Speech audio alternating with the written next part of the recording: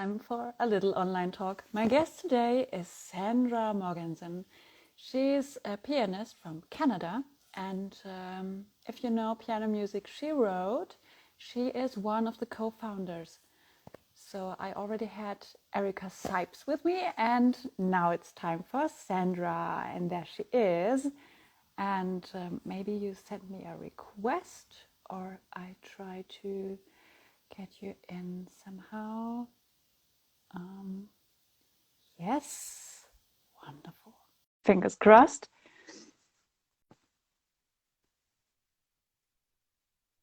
Hopefully. There we are. Hi, Aw. fantastic. So great to have you, Sandra. Oh, lovely to see you again, Ava. Yeah, the last time we spoke, I was your guest, and Yeah, now we turned it. It's good. yeah. Take Okay, care. Sandra. So let's jump right into our thing. So, can you please present yourself and tell us something about piano music she wrote?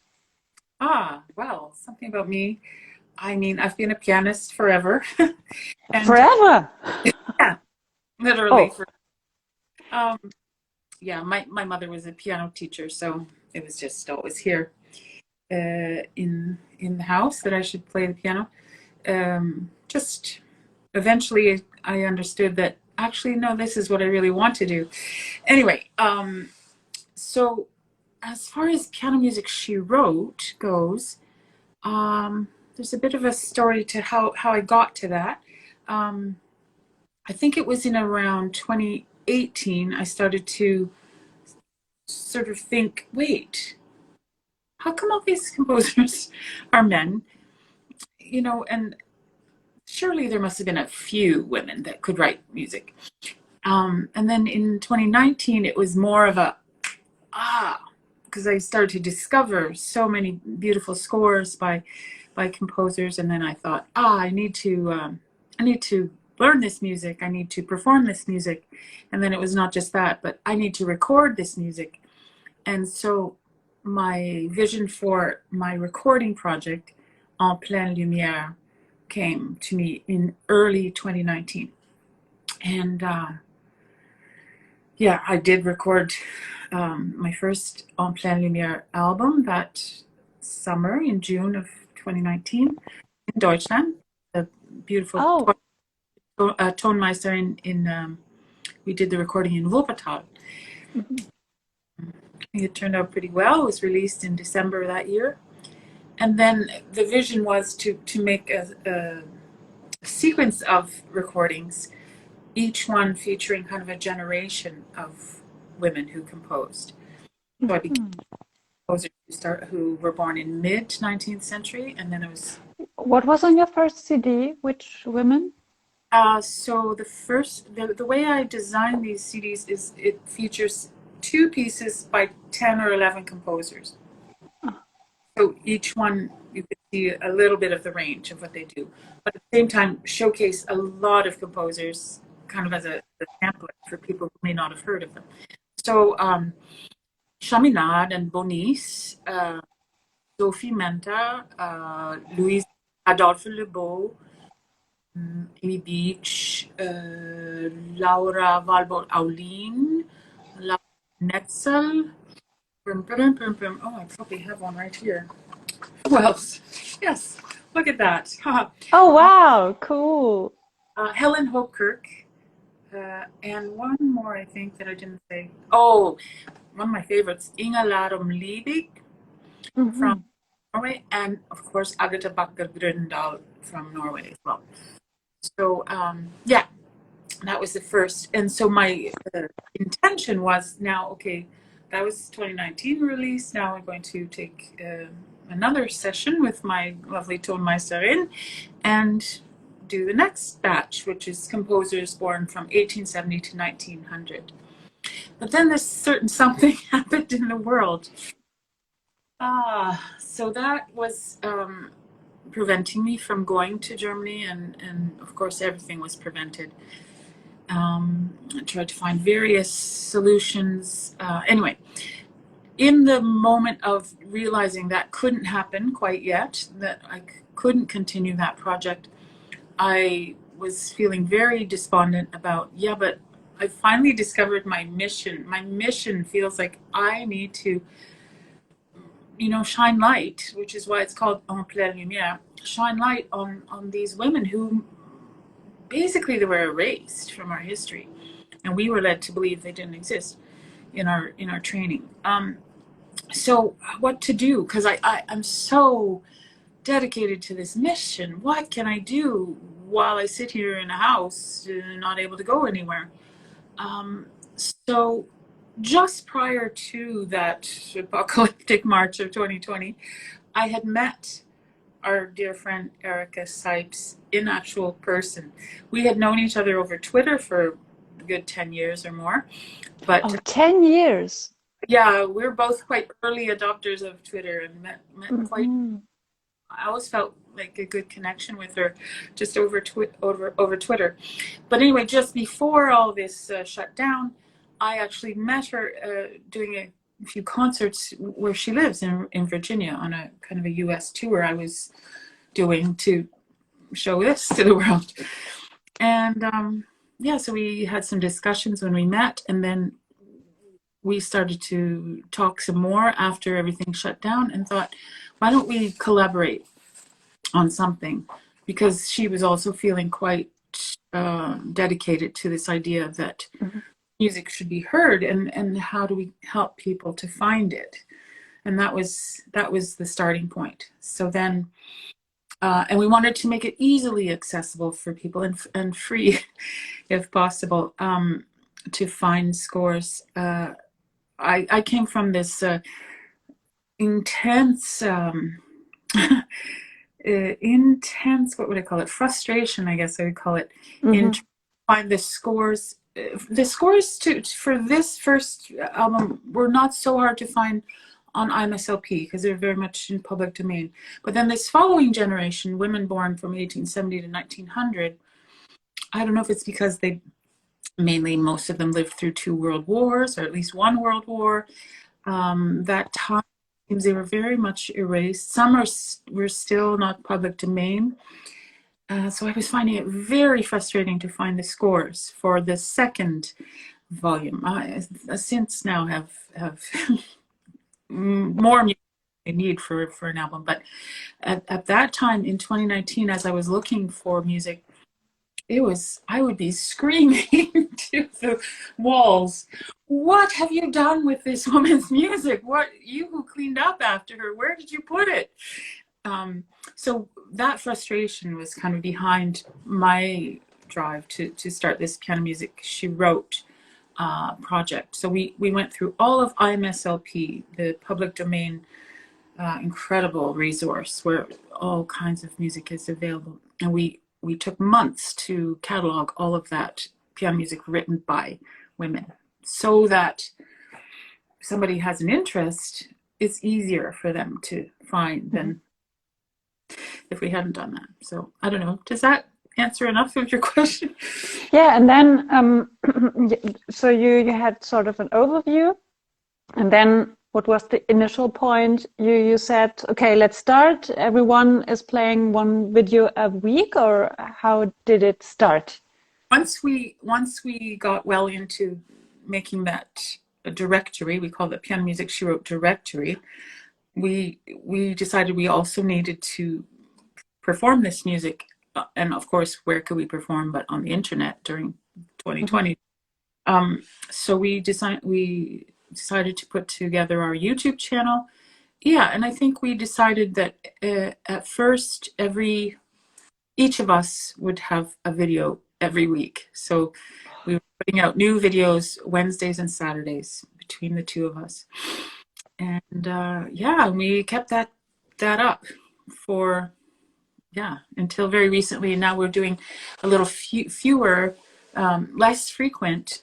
We have our partners now that we've invited to also do some recordings, and we have Erica and I each have, I think, probably at least 110 videos each.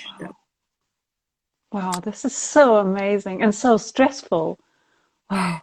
Well, I mean, it's like, because it's like a mission. I mean, that sounds Mm-hmm. crazy. It just feels so that it's so much my thing that I need to do. Mm-hmm. It doesn't it doesn't feel stressful really. It just feels like, yeah, of course. Mm-hmm. You know, I have to do this, of course. And the joy of all the discovery and the joy of realizing that it is making some Mm-hmm. difference. Yeah, there are times so in those recording sessions because we're learning music very quickly, you know. You're a That good sight reader, I think, right? yeah, Mm-hmm. Erica is especially because she's the maverick. I don't think I would dare have a sight reading channel like she does, but I've always been, yeah, quite a good sight reader. But yeah, it just in certain recording sessions, um, the stress is self-induced because we want to do it all in one take without Mm-hmm. edit. I mean, And the begin best you can. and yeah, it's going to be on the internet Yes.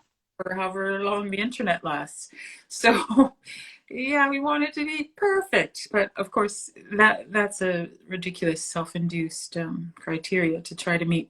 But yeah, there can be times where a small 3-minute piece can have a lot of self-loathing and self-doubt and self Mm-hmm. wanting to give up, and it may take an hour to record the take that I'm satisfied with. So yeah, the stress is completely because I put it on myself, but the joy is there as well. So And I think you have a lot of fans. So you have this YouTube channel and you also have fans on Twitter. How are the reactions, or what did you see over those 2 years? Did it yeah, change, or what's happening there with your fans? the way we divide it up is because Erica is the Twitter queen. She's in charge of Twitter, and because I'm a big Instagram user and I like making Mhm. visual things. I'm the Instagrammer. So yeah, we have quite a few followers on both. And I think we're getting close to 1,500 subscribers on YouTube. That's So great. it's been building gradually, you know. And Um, YouTube is so hard. This is really important to know because it first, maybe it doesn't sound like a big number, but it is. I well, know YouTube is so, so tough. we don't have anything that's gone viral yet, so Mm. I don't know how you would do that, but with a very niche product. But yeah, it's a steady growth, and we get really regularly. We get such lovely comments and feedback. Hmm. Not too much. I don't know if we've ever been trolled. So, yeah, it's a good response. Do people listen, or do you also inspire them to play the pieces? I think both. Yeah, I think Uh-huh. probably the. I mean, it can be used by just people who love to listen to music, Mm. but I more it's used by people who play or teach piano, Mhm.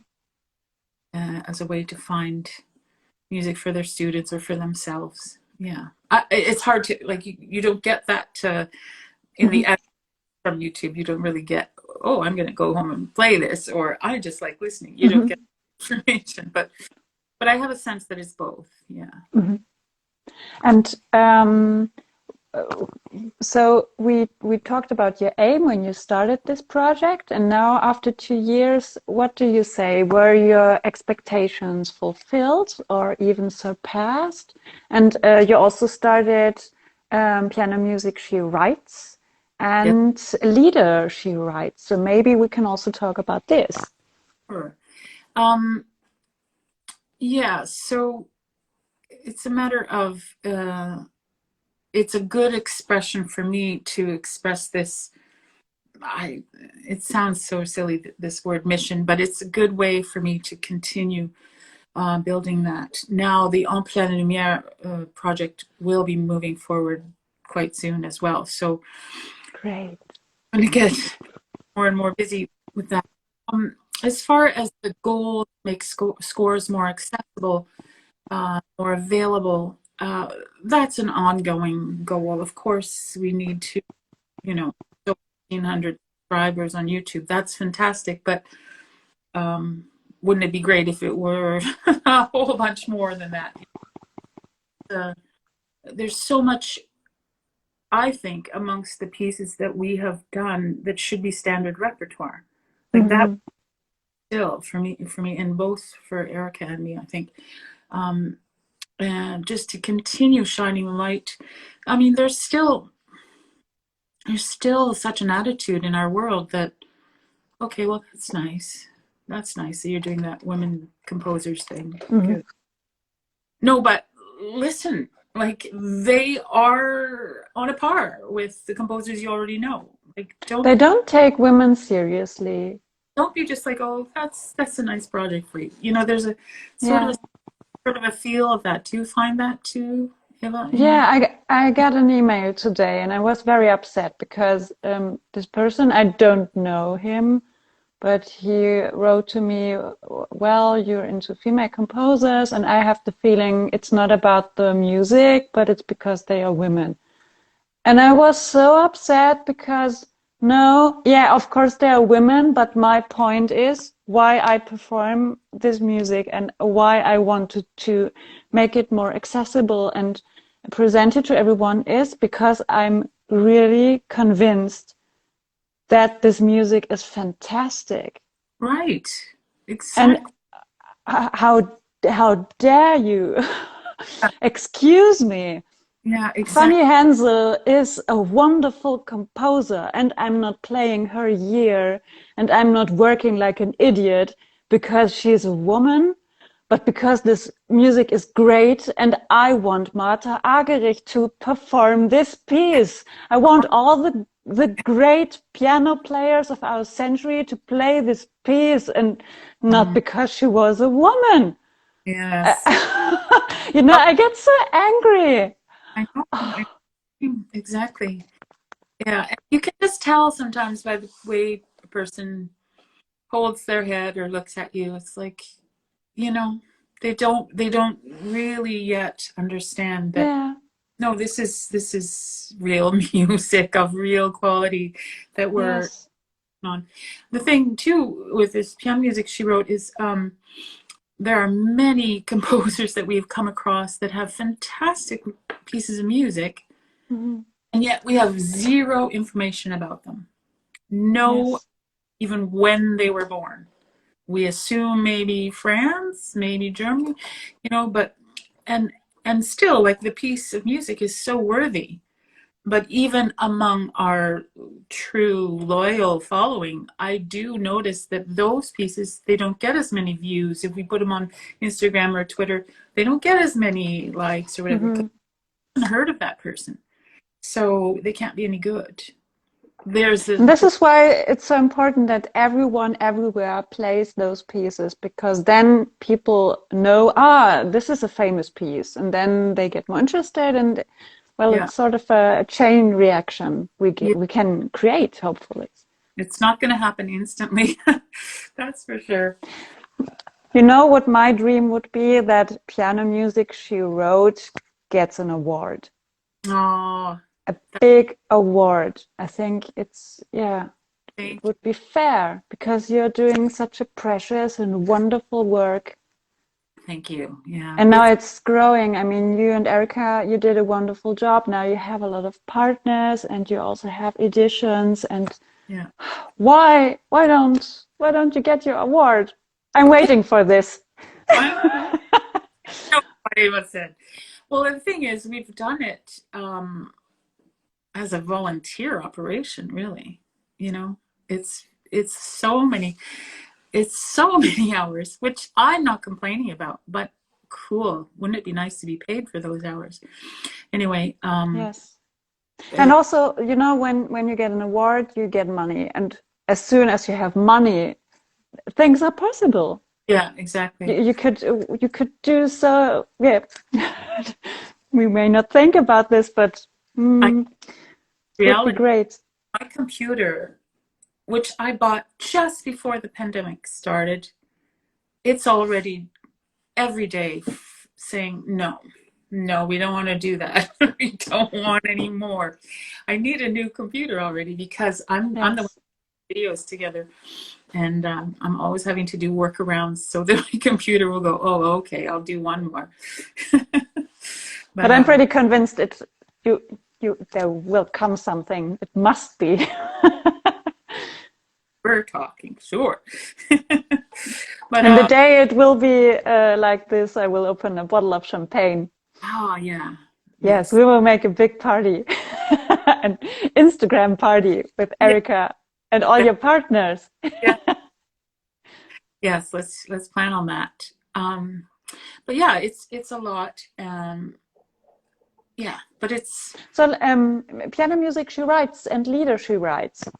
yes, Lieder she wrote, sorry. so piano music she writes is a way that we could, because IMSLP is public domain, Mm-hmm. we kind of feeling the lack of current composers, living composers. So we can't find those on IMSLP to a large extent. So we wanted to honor the women that are writing now. So it's only once a month, but we're building a little library on YouTube of Mm-hmm. pieces written by current composers. Then Lieder she wrote and Melodies she wrote. Those are two of my own projects through my oh, hi, Michelle. Yeah, so Lieder she wrote and Melodies she wrote is a thing that I did. I went through all of IMSLP again and Mm-hmm. found Lieder written by women and all the melody, all the songs in French. So those are available on sandramogensen.com. So it's a way to find, and I've categorized them with, who's the poet and all the important information, the range of the song and whatnot. So for singers, that hopefully is useful. Mm-hmm. Yeah. And with piano music she writes, how does it work? So you do research, or the composers can contact you, or both? We put the call to composers, please. And then sometimes we might be close with somebody that we know and know of a piece, so we might just specifically, but mainly it's a call to composers. So get in touch if you have a piece. Because we do this so much recording and we want to be able to learn things quickly, we're Mm-hmm. not doing complicated long pieces. They're more maybe intermediate, late intermediate level, early Mm-hmm. advanced, so that we can do a decent recording without tearing our hair out for hours and hours of retaking. Because we began without edits in our videos, and we are continuing to be stubbornly doing it that way. And I think it's the right decision, because you get more atmosphere, I think, when it's without cuts. Yeah, and we learn so much in the doing of it, Mm-hmm. It's a great way And it's like a concert. It's this concert feeling. yeah, exactly. Yeah, so those are those projects. Let's also talk about your partners. I mean, how many partners do you have now, and how did you find them, or how did this develop? Well, we have, I think, 7 now. Mm-hmm. It's just begun this fall that we have these people, pianists who have been part of our kind of network, who have shown so much interest in performing pieces by women. Yeah, so we have a couple from the US, a couple from the UK, one from Norway, one from Israel. Who else am I missing? One from Chile. So yeah, you can see on pianomusicsherewrote.com, you can read Mm-hmm. about them. And yeah, I think we'll continue to expand that. We just started with 6 that we kind of yeah, we'll see as we go when we want to continue. But if anyone's interested in being part of it, please do send us a message and we will. So you're still open Yeah, for new partners? yeah. So Okay. yes. So maybe, who knows? Maybe Yeah. someone's watching. um, well, you said that you met Erica on Twitter, and Would you ever have thought to start a project like this with a Twitter friend? Or do you think this is sort of Twitter magic or social media magic? Or what are your thoughts about this? Question. As I said, I think I felt a connection with Erica quite early on, and yet, how could you do a project like in those days, 10 years ago? You wouldn't have thought of doing such an internet-based project necessarily, right? Um, I maybe would have thought, oh, wouldn't it be nice to go and meet each other, and maybe we could do a duo piano recital or something like that, you know? Um, so yes, there is magic involved, I think, now that that's one of the blessings of this crazy Hmm. time, you know, is that we think in a different way. Oh, you're in Germany? No problem. Oh, yeah, sure. Let's talk on Monday. Sure. You know, that's normal now. And I think we didn't think that way so much until Hmm. 2020. Um, but yeah, I have met a few people that I've, you know, over the years met through Instagram or Twitter, or not so much Facebook is more people that you already know, I think. I don't use it so much No, anyway. Facebook, Yeah, that's no. weird. I got hacked overnight. Oh, That's the first time. But that's fine. Facebook, whatever. But yeah, I have met several people over the years because I've done so much traveling and living in Europe. There's been a lot of nice opportunities to meet people in person, and yeah, um, yeah, I love that about Twitter and Instagram. I love I that. think Twitter is really special because you are so into the lives of the people. I make Hmm. Heike Mathisen, the guitar player, and we were connected with Twitter, and then we saw each other in real life, and it was really like meeting a friend. And I this is so special about Twitter. I met Heike also in 2019 when I was there to record. Ah, were We're you in in Frankfurt at the archive? drive, and Heike Oh, around, and yeah, lunch, and then I came back the next day and spent several hours there doing some research. Um, yeah, um, I so look forward to finally. I mentioned in a message to you the other day. I will be crossing the ocean finally this summer, mhm. and so I look forward to meeting more of my people who Yeah, I and love. hopefully we will meet in Leipzig. This would Yeah, be great. yes, absolutely. It's going to happen, Eva. Yes, yes, I will give you a tour and show you around. I'm really looking forward already. Ah, this will be wonderful. Be such a lift to think that I don't have to stay in my basement forever. Hmm. Soon. It's been quite heavy in this country, so yeah, Yes, been tricky. it's been tough years, Yeah, but I think we learned a lot about, well, about music and also about the value of audience. yes, So yes, now when I have audience and I play, I can really feel the energy of the people. And before the pandemic, I didn't realize it, but now I can really feel it. uh, exactly. I mean that's something that I think I was doing anyway. Feeling that energy, but it's so much more heightened. You feel so much Hmm. more between the audience members and you know, as a performer. Not that I've performed live very often yet, but that's the other thing about this time. My work is almost completely solo piano Hmm. during the years, but prior to that I was kind of equal parts working with singers and working solo. So that part is going to come back as well. Hmm. And that lieder she wrote and melody she wrote is an expression of that part of me that is so find it so important to work with singers. And this Saturday will be my first concert back working with singers in a Hmm. concert. So I'm looking forward to that. first time in nearly 3 years. Oh, wow. Yeah. So another question is, how do you choose and how did you choose your composers and the pieces? And we were already talking a little bit about your recording sessions. How much time did you take for one recording when you take everything? So research, practicing time, and the recording itself. Well, if we're talking about piano music she wrote, Uh-huh.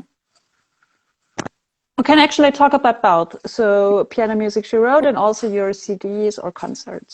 yeah, it's quite different. I would say piano music she wrote, because we're continually working with that directory and adding to it and consulting it, we have a sense of what there is there. So the decision of what to record is kind of along the way. We're also I especially keep looking at birthdays of composers. And so I look ahead the month. Agatha Buck. Oh, okay, so I better do her. Oh, Helen Hooker. Okay, let's find a piece by her. So that's part of it. And then the practicing.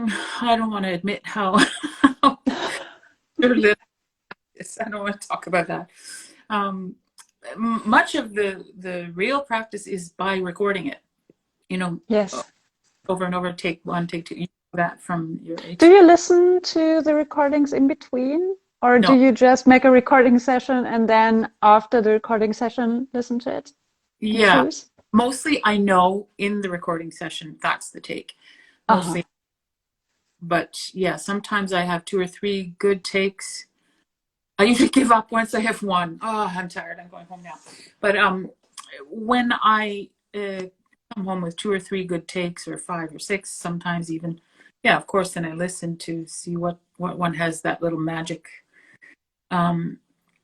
So yeah, that part, in fact, almost doesn't take as much time as the putting the video together and uploading it and getting the research, which is Erica's mostly, about the composer to post with the video, and then the promoting it, all that stuff.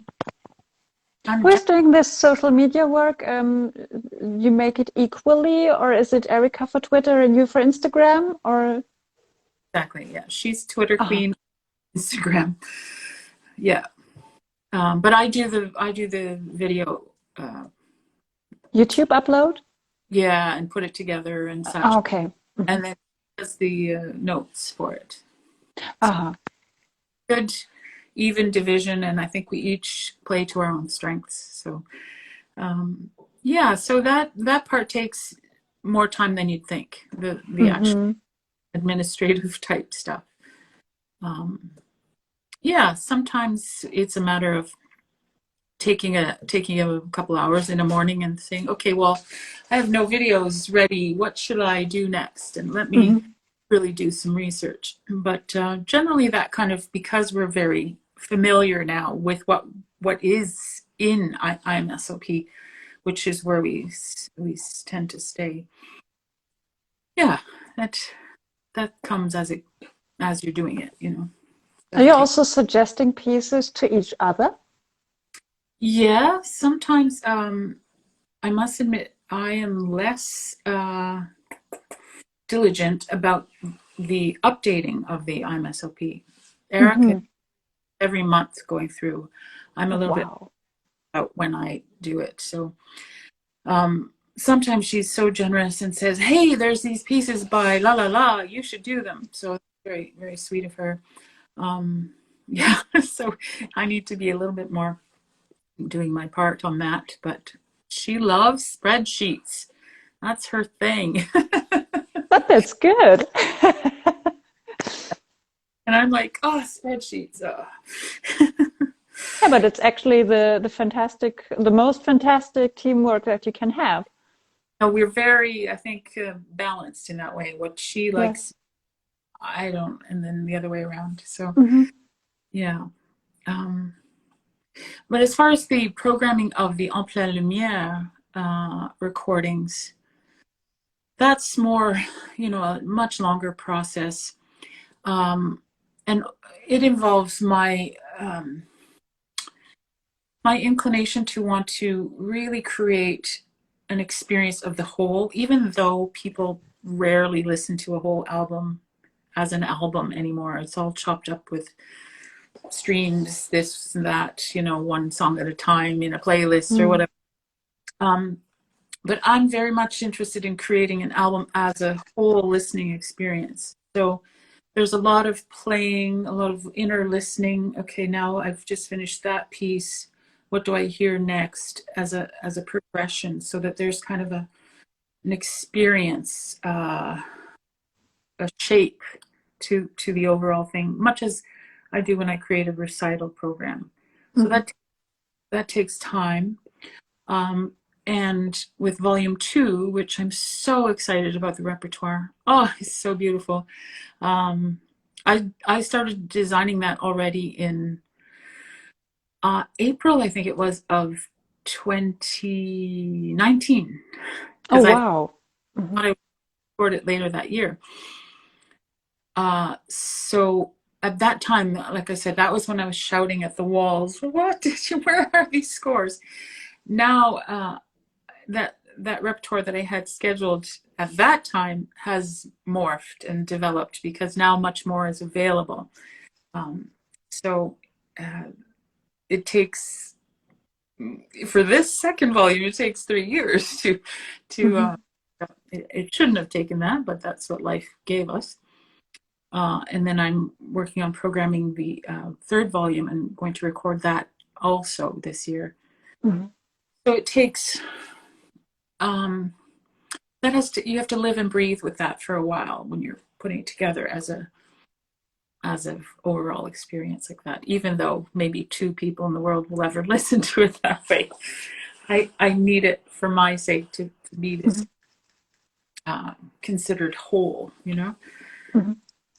That takes quite a bit of time, research, crazy amount of research, and a lot of playing it through and inner listening. Yeah. So.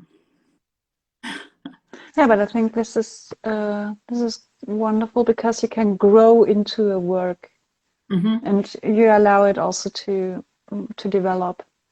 Yeah, it has its own kind of shape, that its own drive somehow. It shows me kind of what it should be, Yes. So yeah, I've had some dilemmas, because I have this rule about this en plein lumière, that it's 2 pieces from each composer. If I have a beautiful piece, which I do, Marguerite Canal, born in 1890 in France, incredible. Her nocturne is so incredible, and it just feels like it's my piece. I cannot find a score for a second piece that I feel the same kind of commitment to. So she voted off the island. She doesn't get to come along. So there are a few composers like that, where there's one piece that's just, yes, and this fits the project. Because it's also, fitting 10 or 11 composers, the length of each piece is also a factor. We can't all this 10-minute piece when everything else is 3 to 5 minutes or whatever, So there's a lot of puzzle pieces too.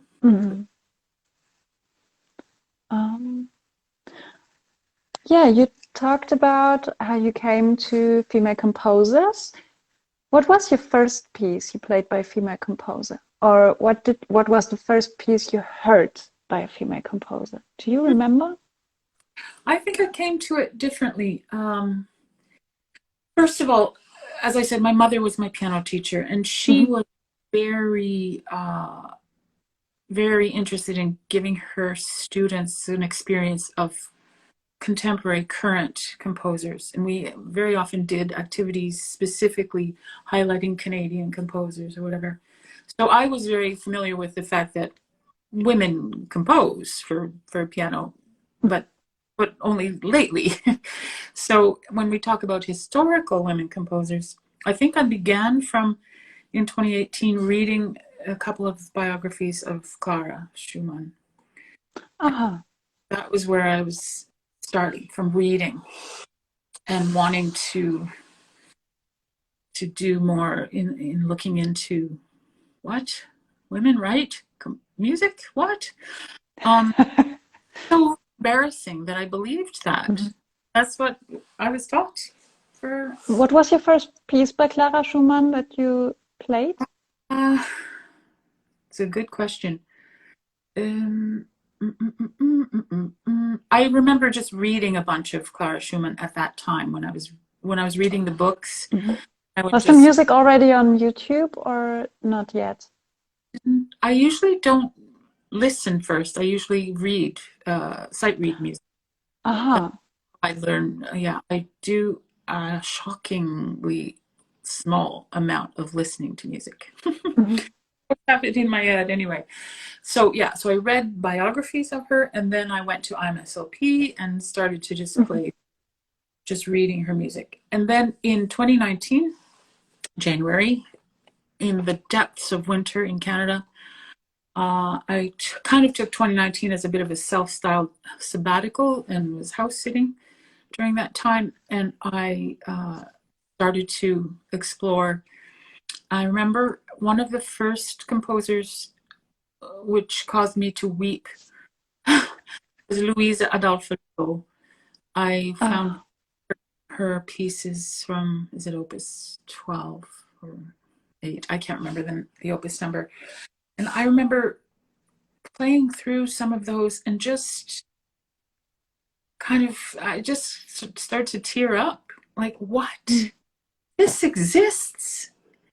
And it's on the same planet as me for how many decades? And I didn't know until now that this incredibly beautiful music Mhm. is just there for me. Mhm. That I can clearly remember one of her pieces being a moment of that, and Valborg Aulin. Mhm. I think it was her Song of the Waves. Anyway, it was just a very moving time to discover all these women that came from mid 19th century that I'd never come across. Mhm. Did Yeah, you feel betrayed? yeah. It's such a mixed amount of emotion there. Like embarrassed that I didn't know better Mhm. and that I bought the story. Yes, definitely angry. Definitely like, what? How can this happen? um, and just joy, and more than that, hmm, like that I can identify with that composer much more than, like, I didn't realize I wasn't identifying with the male composers, but now that I play women's music as well, it's a whole different feeling about kind of living in that music. Does that make sense? Like, Yes. I just, it's so hard to put that into words, but it just feels like any kind of habits of self-doubt, of not measuring up, of comparing your performance of this sonata or that concerto or whatever to someone else, all of that's completely gone. Mhm. Music composed by women, it's just and I mean, that's a personal story that I did come with self-doubt, but I don't have that anymore. Mhm. And I think partly that's also because there aren't a lot of recordings to have to measure up to or compare yourself to. But it's not really that. It's more that she wrote this. Mhm. I don't Mhm. know. Yeah. I have several questions. The first is, do you think there's something like a female composing style, or do women compose different to male composers? And you played a lot of music by women composers. Did it change your technique, or does it feel different in your hands? Um, I don't really believe that there's a female versus male way of composing. I don't really believe that, but Mhm. maybe there is. I don't know that that is the case. So if you would do a blind test and someone puts a score on your piano, you couldn't tell if it's a woman or a man? I think so, unless of course I Mhm. recognize Bach or that's Brahms. Mhm. Um, mm, and as far as how it feels in the hands, to me it just feels different, kind of emotionally and psychically. Mhm. But as far as the hands, there is a potential difference there. Erica and I have spoken about that a few times. Um, because many of these women were pedagogues, they were doing a lot of piano teaching. Also, perhaps because in general, maybe their hands are slightly smaller than men. Mhm. There may be a the facility for a smaller hand. My hand is kind of not a small hand. I have a tenth. That's fine, but there may be something there, small hands.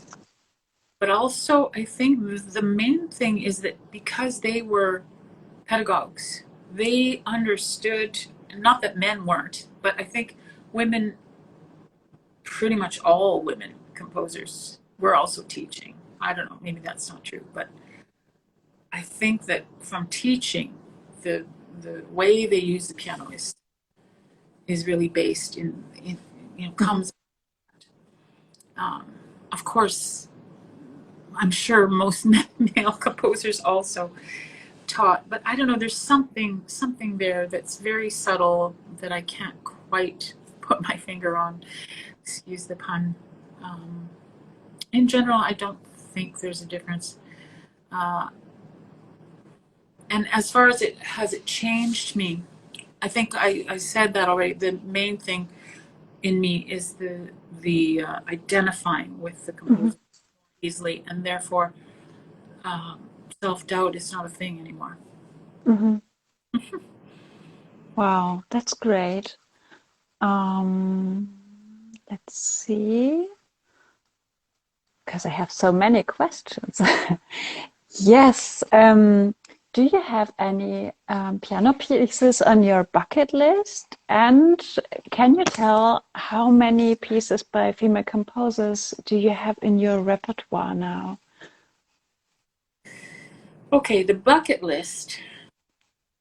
I mean, of course, the Ravel piano concerto in G major, the second movement. Anyway, uh, but as far as the bucket list goes any further than that, I think probably my bucket list has pieces that I haven't yet discovered on it. Hmm. Because for me, like I say, I tend to learn music by reading it. I don't tend to listen to it and then go, oh, I think I'll play that. It's more like, oh, what's this? Let me try it. Hmm. So it's very much a discovery all the time. So that's why I think my bucket list probably is full of things I haven't tried yet.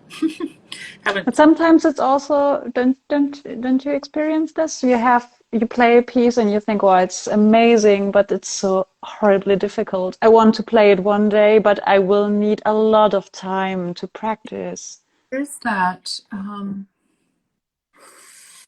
Yeah, I don't know what would be on that list. Sorry, I can't No, really. it's no problem. I was just asking.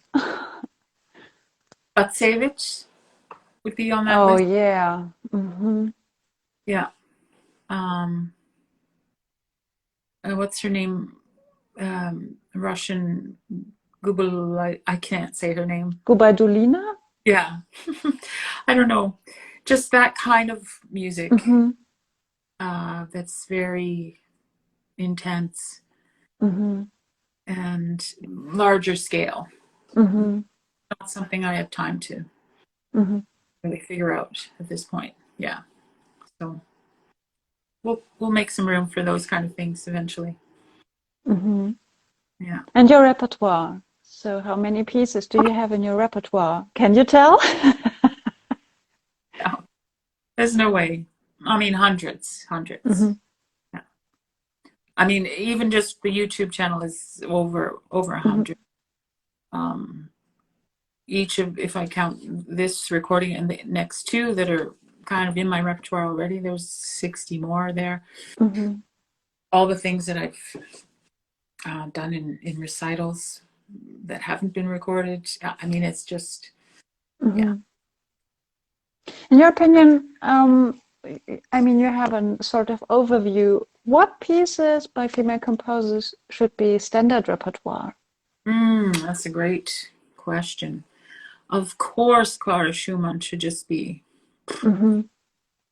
Um, I would say there's just so much.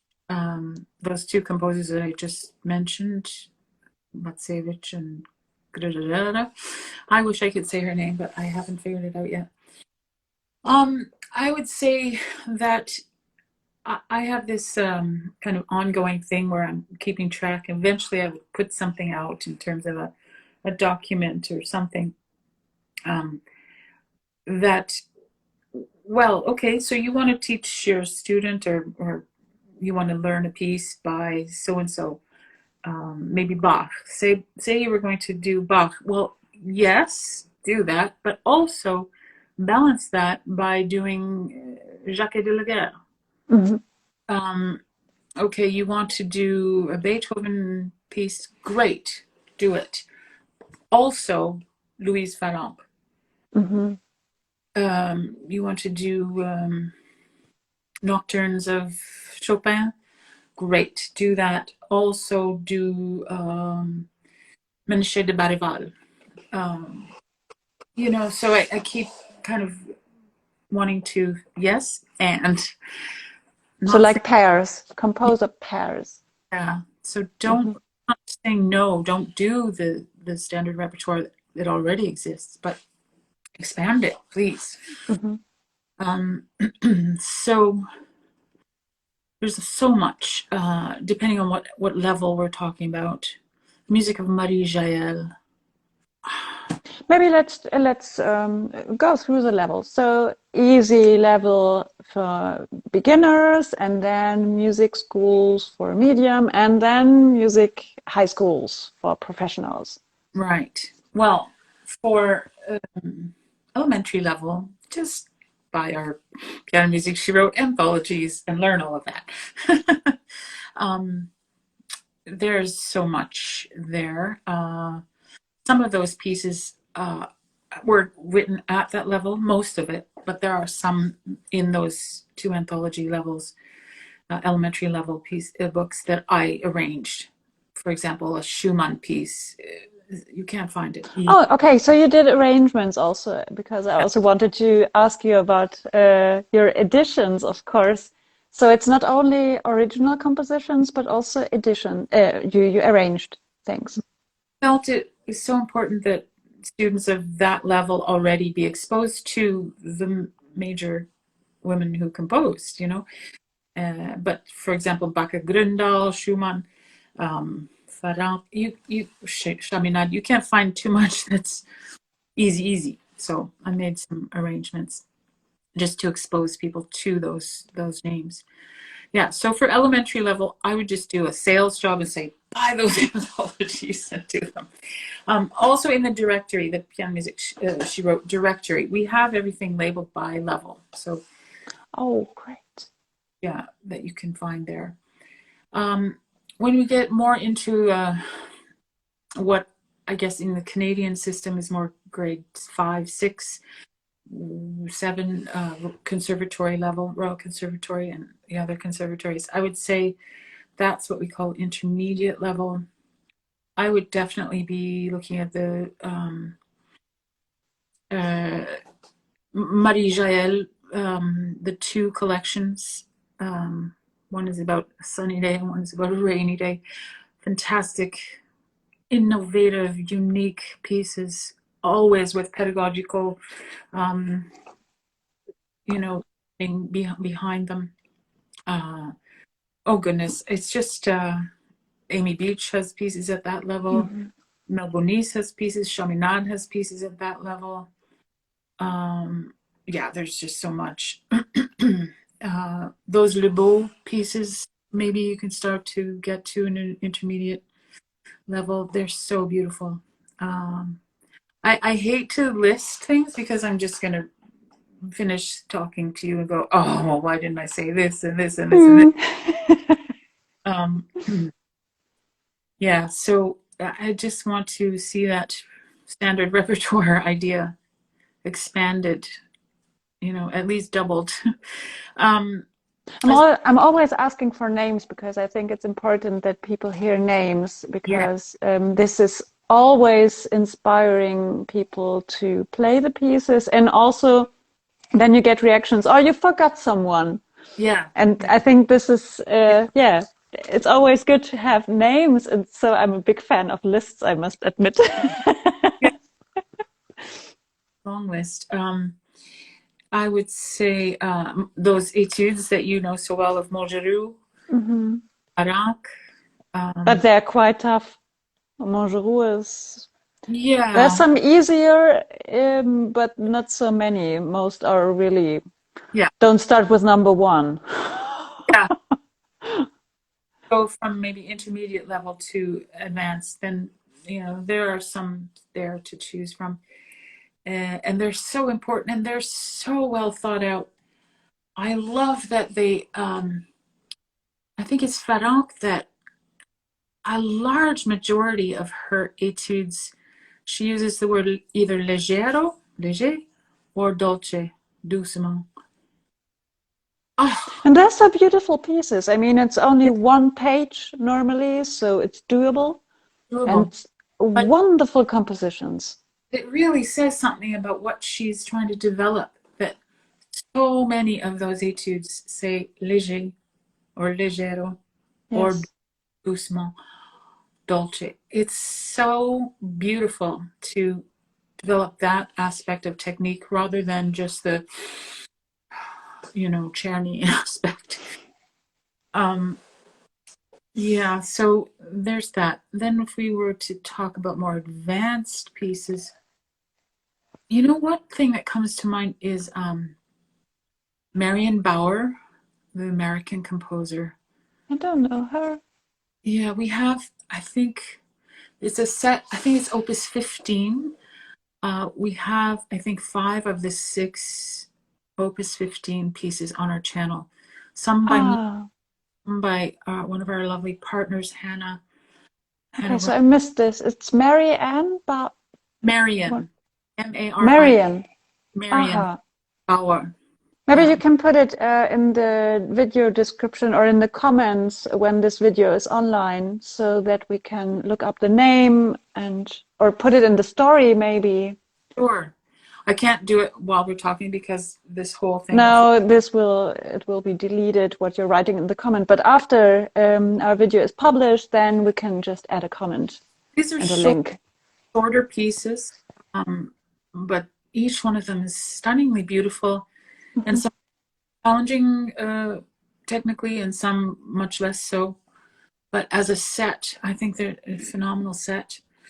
Um, those Amy Beach, a hermit thrush at morn and hermit thrush at dusk, is it? Yeah, those are so exquisite. Um, oh my gosh, there's just so, I mean, the Melbournice, the ones that are, each one is named after a woman. Um, Yes. oh, Femme de légende. yes, yes, yes. Yeah. Uh, so exquisite. Um, but also, why are, I don't know what level exactly I would call Jacques de la Gare, but Mhm. those suites, they're complicated to enter into because it's a very specific world of ornamentation from the French Baroque. But those should be those should be standard. Mhm. Um, I know Antonio has done some recording of Mhm. De la Gare. It's not my sister that said those music books are really good. Yeah, I think she was talking about the editions. And I Yeah. also have some questions about the editions. How did you get some feedback? So did this animate young pianists or not so young pianists, so pianists of elementary level, to play more music by female composers? Being well received. I think we have gotten feedback other than this lovely comment by my own sister. Um, lots of positive response, definitely. Lots of excitement. Um, Once I was doing examining for National Conservatory of Music, and the teacher said to me that her student, who is quite young, I would say 9 or 10 years old, um, she was so excited when this book arrived at her teacher's studio. This young student was just, oh, grabbed it from the teacher, Oh, wow. wanted to figure out what to, and then to be examining and then actually hear one of those pieces played by this young child. It was so thrilling, you know? Oh, this is great. Yeah, really. Um, Do the, you plan to publish more of this? yes, I was in the midst of getting the intermediate level going when this fall I just found it all too much, and I decided, you know what, that project will wait till after Christmas. So intermediate level anthologies coming up. It will come. In Oh, wow. Yeah, And maybe yes. also a Christmas edition. Ooh, that's an I idea. would like to have a Christmas edition. Yeah, that's a great idea. Yeah, why not? Oh, yeah. Yeah, that would be good. Um, yeah, so I think they're being well received. I get some, response now and then, and Mhm. I have some of my own students Mhm. also using them. So that's quite fun. Oh, fantastic. That's Yeah. great.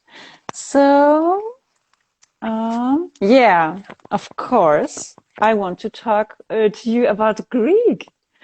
All right, Greek. Because people always forget that you also have a strong connection to Greek because of piano music she wrote, of course, which is Yeah. an important project, but I'm a big Greek fan. So Yeah. please tell us something. Oh, and connection. That's one of the things I'm really looking forward to, coming to Leipzig and seeing where he hung out. Yeah. So in uh, in my childhood, my mother had this volume, a Grieg album. It was like Recordi publisher, just a random assortment of mostly lyric pieces. And I don't know, I wasn't really a diligent practicer when I was a kid. I was more of a sight reading, discovering, which is maybe similar to now. But I would take that book and just play through, play through, play through, even if the pieces were too hard for me. I just really loved that book. And then came this is big leap, to 2006, when the entire world was Mozartorama, because it was the 250th anniversary of Mozart's birth. And I remember being home to visit my parents for Thanksgiving, which in Canada we do a special Thanksgiving in October, more like an Ante fest. Um, so I was home in October, and I came across that book. And at the same time, I had this thought of, oh, enough with the Mozart. Nothing against Mozart. By October, we've had wall to wall all year. What's happening now in 2007? What can I look forward to that, will be not Mozart, who we could celebrate? And then I came across that book, and of course, Grieg, uh, the centenary of his death. He died in 1907, right? So 2007 was going to be that celebration of him. So I sat down with that book that I'd grown up with, and I was just, it felt so at home. I was at home in my childhood home, but also just that music felt so, yes, like a sigh of comfort. So I decided to record, kind of again, like just design the recording as a shape of as a journey for the listener. Many lyric pieces, but also some transcriptions of his own songs and some of Holberg's suite, aus Holberg's site. Yeah, so I recorded that. I think it came out in 2007. I'm not sure if it was that year or the following year. I also performed the concerto with an orchestra, and yeah, so I started to really just be a Grieg Grieg person. And then that recording was very well received, and I decided, well, there's so much Grieg, I'm going to do another one. So I did volume 2. I think I recorded that in 2009. And still, I just felt like the more I did of Grieg's music, the more I learned about Grieg's music, because I was going to now things, events put on by the International Grieg Society, conferences in Copenhagen, in Florida, learning just incredible things about this. Were or are you also a member in a society? I think I became, I'm not sure if you needed to join or what, but I became quite actively going to their so then in 2012, I thought, you know what, let me do some more recording. So I have 3 discs called Piano Music of Edvard Grieg, Volume 1, 2, and 3. And then also I recorded Grieg's Opus 66, which is such a fascinating collection of folk-based music. And with that is with a singer in the US. She and I recorded Opus 33, the Vigne songs. Mm-hmm. The songs of Grieg, so fantastic. He so deserves more credit for his songs than he gets outside of Scandinavia. It's because, of course, people don't learn to sing in Norwegian necessarily. So his song. Do you think it's because of the language? Yeah, exactly that.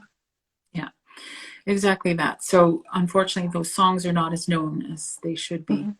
There are some in German, and I think one English song by him. But yeah, the Haupttysse, fantastic cycle.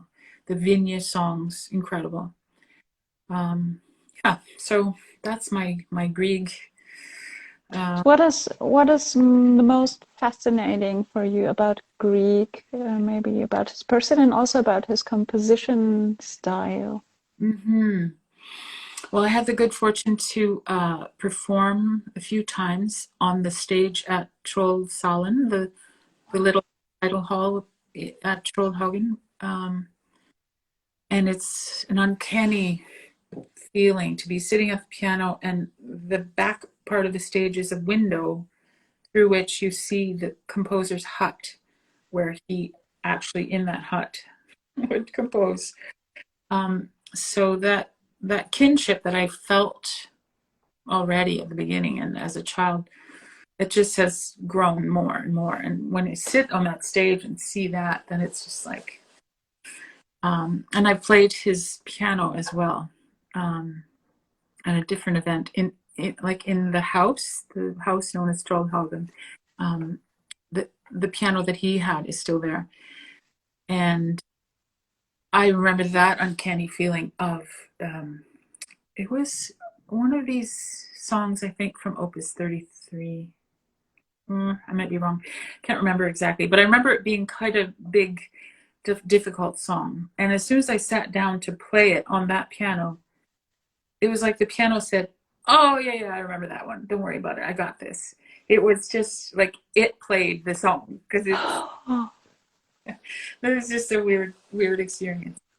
But yeah, just learned so much about him over the years. And one thing that I think is really fascinating is his later works, like Opus 6 and Opus 72. He just dared to be who he was, so he, in some ways reminds me of Bartok with that her opuses,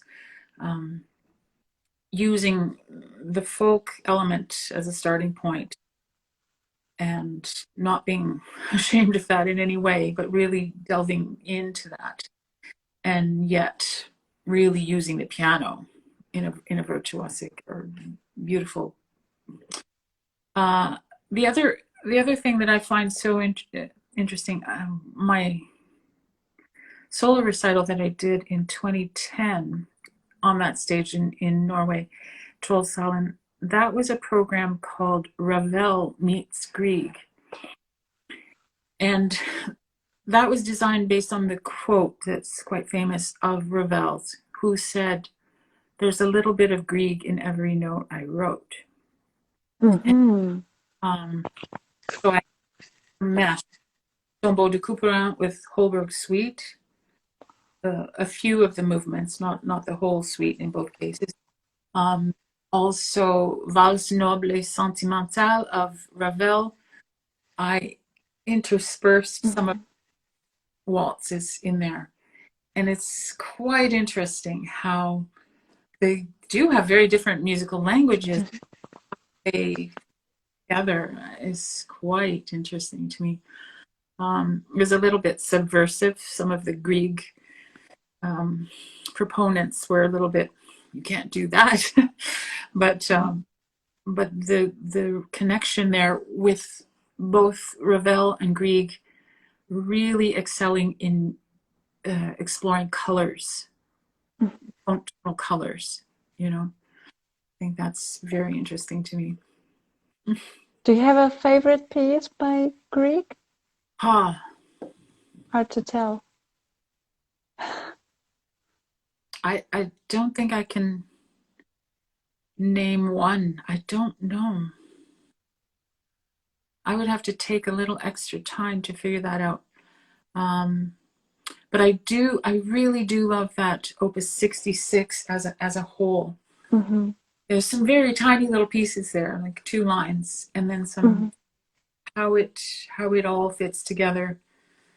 It's very exciting, I think. Yeah. Okay, so we take this as recommendation. If people don't already know Grieg's music and want to listen to it, they should listen to Opus 66. There's also a piece in Opus 72 that, first of all, just saying the title in Norwegian is way fun. Tysebrure. Oh no, Sarah's probably listening and going on. På Vossevang. It's like the wedding march of the trolls. Oh, fun piece. Okay. Oh well, maybe we can also put do you have it online or record? Did you record it? Yeah, that's on Is it online volume. somewhere? Yeah, on Spotify. Yeah. Okay, so maybe we can also tag this one in the comments. Bandcamp as well. Yeah. Yeah, I've recorded also Opus 66. Okay, that's great.